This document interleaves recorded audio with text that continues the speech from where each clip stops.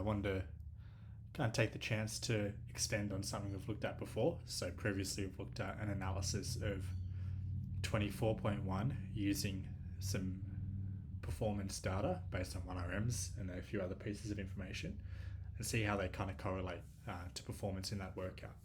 What I wanted to do today is something a little bit different, which is to look at the quarterfinal workouts and see how they differ and how they correlate to what we saw in the Open. So in the Open, we had 3 workouts across 3 weeks. And then the quarterfinals, which were a few weeks later, have 4 workouts over the course of 6 days. Now, the question being, is this really necessary, or can we actually find the 40 fittest people within each region to send to a semi-final level using just what we see in the Open, or using just what we see in the Open plus 1 or 2 quarterfinal workouts? So what I want to do today is just have a look at the relationship between performances in the Open, performances in each quarterfinal workout, and then maybe have a bit of an idea of if each quarterfinal workout is telling us something different from what we see in the Open. Keeping in mind, what we're looking at is on average performance in the Open and how it compares to performance in the quarterfinal for people who finished in a similar position. So we're not exactly comparing athlete to athlete. There's obviously quite a bit of variation in Open performance just based on how different athletes choose to peak or choose to bring a level of competition intensity. So some decide to attack it as if it is a competition, and others decide that it's not quite worth the squeeze and do a little bit of a reduced intensity effort. So what we want to do is just say on aggregate, hey, all the people who finish at this level in each Open workout finished at this level in each quarterfinal workout, and then we'll look at the differences or similarities. So if we look at 24.1, remember that was the dumbbell snatch and burpee workout. We're looking at, so it's a little bit tricky because it's just in seconds on the x-axis, but 300 seconds is 5 minutes, 600 seconds is 10 minutes. So remember that most of the elite performers were in between that kind of mark. And we do see that there is a little bit of difference in terms of rep count achieved on 24.1, quarterfinal 24.1, but not a huge amount. Remember, quarterfinal 24.1 was the fight gone bad style over a minute of max snatches at 135 and 95, a minute on the rower, max calories, minute of dumbbell box step ups. So you see not a huge amount of difference between performances on 24.1 and performances on the first quarterfinal workout. Moving ahead to 24.2, which was the 20-minute AMRAP of rowing for 300 meters, 10 deadlifts at 185, 125, and 50 double unders. The way that the row was scored, remember, was 1 rep every 10 meters, so 30 reps for the row. So if you add all that up, 500 reps ends up being about 5.5 rounds, and 1,000 reps ends up being about 11 rounds. Most of the elite performers were in between that kind of 9 to 11 round range. And we do see that there is quite a bit of separation there between people who performed lowest on 24.2 and those performed highest. We do see that there's not much difference between 0 and 500, but if you had any reasonable level of fitness and you could do double unders, you'd be okay to get at least 5 or 6 rounds. And obviously the most elite got way more than that. And we do see from there's almost a linear relationship between the number of reps you got on 24.2 and then how many reps you got on 24 quarterfinal 24.1. The naming convention's a bit tricky. It's an interesting one because none of the movements were the same because there was rowing in 24.2 and then rowing again for calories in 24 quarterfinal 24.1. Even though 24.2 is for meters and over a long time distance, probably saw that to get a really high score in the 10 or 11 round, you had to row at a pretty fast pace. And again, to get a score over 200 in that first quarterfinal workout, you'd have to row quite a large number of calories. So probably rowing performance there correlates. Then we see the time finished on 24.3. So again, we're looking at people who just finished 24.3 in this. No relationship between that and the first quarterfinal workout. So those workouts are telling us completely different things. And that's interesting to keep in mind, that hey, maybe the first quarterfinal workout was pretty redundant when you look at results in 24.2, but not redundant when you look at 24.3 and vice versa. Moving on to the second quarterfinal workout, 3 rounds of 50 wall balls and 50 burpee box jump overs.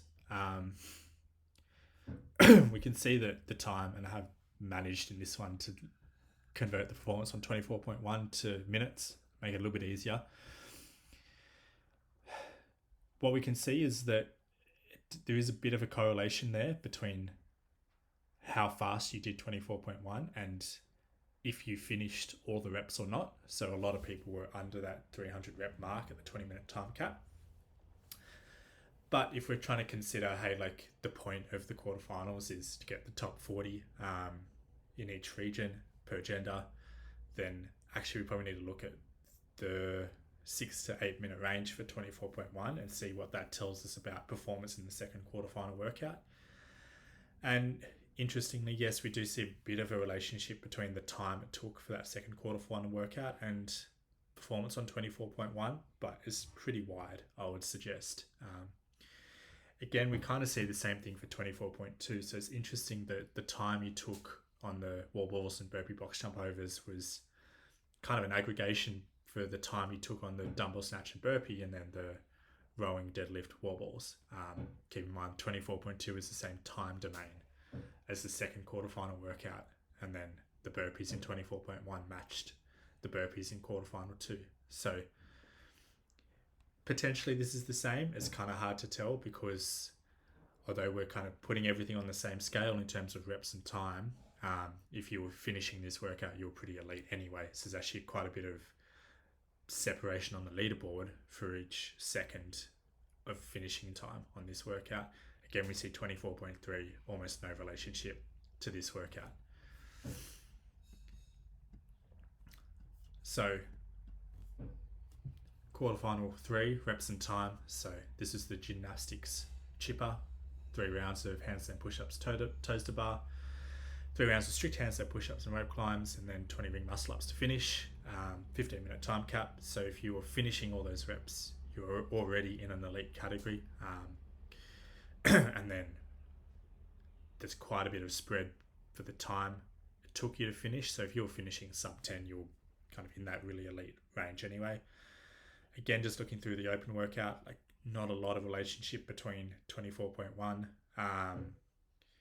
Definitely no relationship to 24.3, and a little bit of a relationship to finishing time given your number of reps on 24.2, but I wouldn't say there's a whole heap.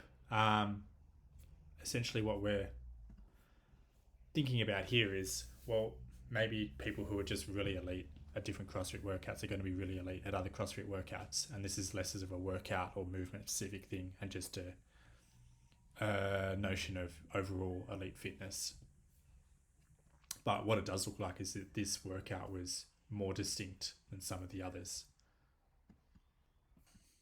So here we can see quarterfinal workout 4. What we can see is that the relationship between 24.2 and the result on quarterfinal workout 4 is similar to what we saw between 24.2 and the first quarterfinal workout, in that if you were achieving quite an elite number of reps and rounds in 24.2, so probably the 8 and 9 round range and above, you were getting to that final bar and getting reps at it, which is interesting because a lot of the commentary was around how that 185, 125 deadlift in 24.2 wasn't sufficiently heavy to test strength, but potentially there's that argument that, hey, if you were capable of moving that weight quickly for up to 100 or so deadlifts in that workout and still be able to row, you were pretty strong. You have to be a pretty strong individual anyway. So maybe there's that argument that 24.2 kind of tested strength, but just in a not obvious way. But then there's also the argument that, hey, like there's not much of a separator here and you need that fourth workout to really separate strength. So I guess what we can see, kind of ranking them all, is that the gymnastics tripper, quarterfinal workout 3 was pretty clearly distinct from what happened in the open. We can also see that the first workout was pretty similar to what happened in the open. And then I'd say, based on this, that this is still pretty different from what happened in the open. It also tested the skill of barbell cycling and moving heavy weights. And then the second workout, again, pretty similar to what happened in the open. So maybe there's that argument to be made that we could actually run a competition of 3 weeks of the open, a week off, and then the final 2 workouts in a particular weekend. So you could do 3 and 4 and then combine the scores. So you'd have 5 total scores, which is pretty close to a 5-week open. You're just kind of calling it something different and running it differently for the sake of logistics. I think it'd be a pretty interesting approach. Certainly a little bit easier to run, easier to manage for everyone because you're only looking at 5 total workouts. So we can come back to this one. There's also that question of comparing scales for this. So does all the separation on this workout happen in a couple of reps? And is that really predicted? So we'll come back to this one in a future video, but I wanted to put the idea out there and see if it had some merit. So thanks for watching.